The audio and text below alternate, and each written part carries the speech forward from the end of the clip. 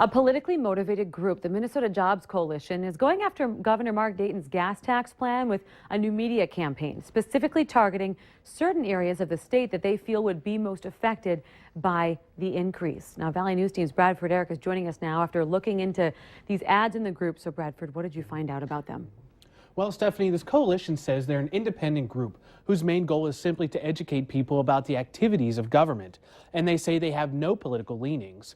In fact, the lobbying group is a 501c4 defined by the IRS as a not-for-profit social welfare organization.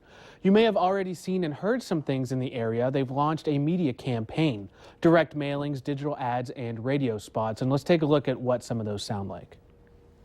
Gas prices are down and our economy is starting to rebound, but Democrats like Lyle Coonan want to make gas more expensive and raise taxes. An over 50% increase in the gas tax means hundreds of dollars in new taxes. The group's executive director, John Rouleau, says they took a look at the DFL party's proposed plan and found some problems.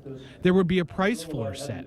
At $2.50, which means that the minimum that this gas tax would cost is 16.5 cents per gallon. Rouleau also says they specifically are targeting only certain areas of Minnesota with the attack ads. What we did is we took a look at the map and we saw places that would either be the local economies would be adversely affected.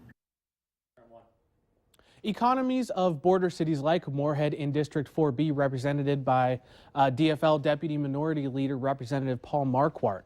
But there's a decades-old law on the books in Minnesota when it comes to the gas tax. Service stations within 7 miles of the North Dakota border get a reduction to help level that playing field.